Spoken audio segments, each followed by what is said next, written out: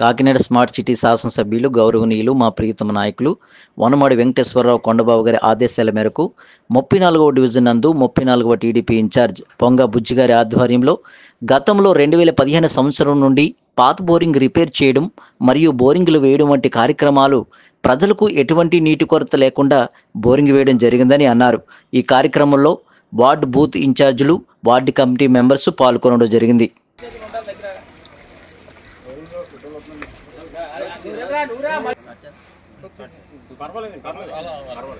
అందరికీ నమస్కారం అండి. కాకినాడ స్మార్ట్ సిటీ శాసనసభ్యులు గౌరవనీయులు మా ప్రియతమ నాయకులు వనమాడి వెంకటేశ్వరరావు కొండబాబు గారి ఆదేశాల మేరకు 34వ డివిజన్ టీడీపీ ఇన్ఛార్జ్ పొంగ బుజ్జి గారి ఆధ్వర్యంలో గతంలో చాలా బోరింగ్లు రిపేర్ చేయడం జరిగింది. ఎప్పటి నుంచి రిపేర్ చేయడం జరిగిందంటే పొంగ బుజ్జి గారు టీడీపీ ఇన్ఛార్జ్ గారు కూడా రికార్డింగ్ మెయింటైన్ చేస్తూ ఎప్పటి నుంచి ఎప్పటి వరకు వేశారన్నది కూడా ఒక డైరీ మెయింటైన్ చేస్తూ వచ్చారండి. 10వ తారీఖు 5వ నెల 2015 నుంచి 5వ నెల 6వ తారీఖు 2016 వరకు కూడా బోరింగ్లు రిపేర్ చేయడం జరిగింది. అలాగే 7వ తారీఖు 7వ నెల 2015 నుంచి 16వ తారీఖు 5వ నెల 2016 వరకు కూడా కొత్త బోరింగ్లు వేయడం జరిగింది. ఆనాడు 2016 వరకు కూడా 9 బోరింగ్లు కొత్తవి వేయడం జరిగింది. అలాగే ఈనాడు అనగా 3వ తారీఖు 7వ నెల 2025 ఈ రోజు నాడు 4 కొత్త బోరింగ్లు వేయడం జరిగింది. అలాగే భవిష్యత్తులో కూడా ఇంకా కొత్త బోరింగ్లు ఎన్నో వేయడానికి సిద్ధం చేస్తున్నారు. మరి ఈ కార్యక్రమంలో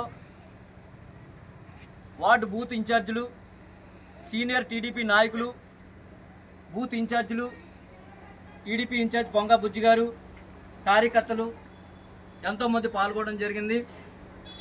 మరి కూటమి ప్రభుత్వం అమల్లోకి వచ్చాక ఎన్నో సంక్షేమ పథకాలు ప్రజలకు సమకూర్చే దిశగా పనిచేస్తూ వచ్చారు.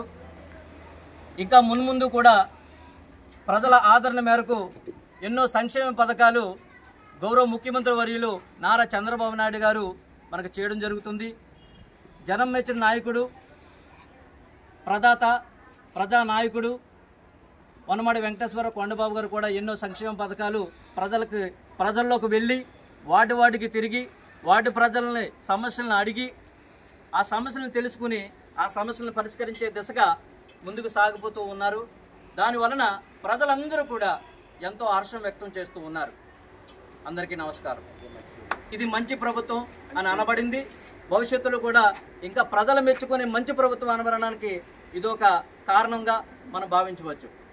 ప్రభుత్వం జై తెలుగుదేశం, జై జై తెలుగుదేశం, జై కొండబాబు గారు, జై కొండబాబు గారు.